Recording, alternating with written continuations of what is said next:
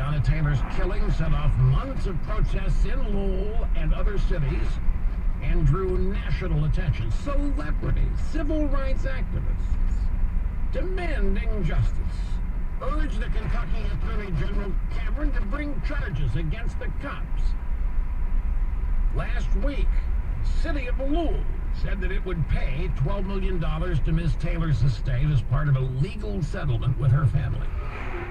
The agreement also required the city to implement policy changes, including a mandate for police commanders to approve all search warrants. Today, the shooting was ruled justified, this yesterday, as the police were responding to being fired upon by Ms. Taylor's boyfriend, Kenneth Walker. So as with the Trayvon Martin case, as with the Michael Brown case, as with the Freddie Gray case, everything pushed by the media about the Breonna Taylor case was based on lies. So the country is roiled. The Democrat Party and its agents are now creating mayhem. Let there be no mistake.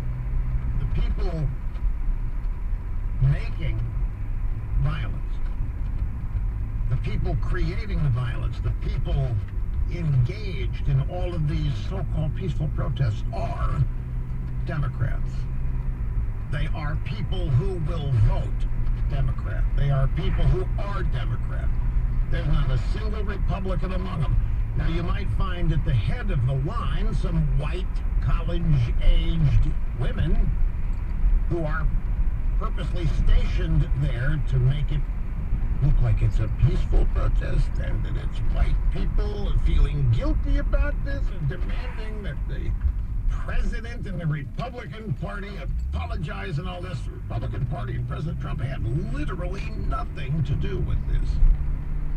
They have nothing to do with the rioting. They have nothing to do with looting, whatever is going on in Louisville. This is strictly a Democrat Party operation. And I, for one, I find it fascinating that these Democrats in Louisville have now taken Ruth Bader Ginsburg off the front pages. She is gone from above the fold in newspapers.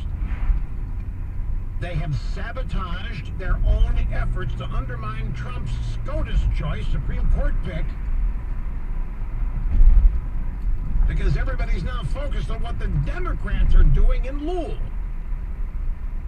If they try and remove TV coverage of the rioting, Black Lives Matter will have a fit.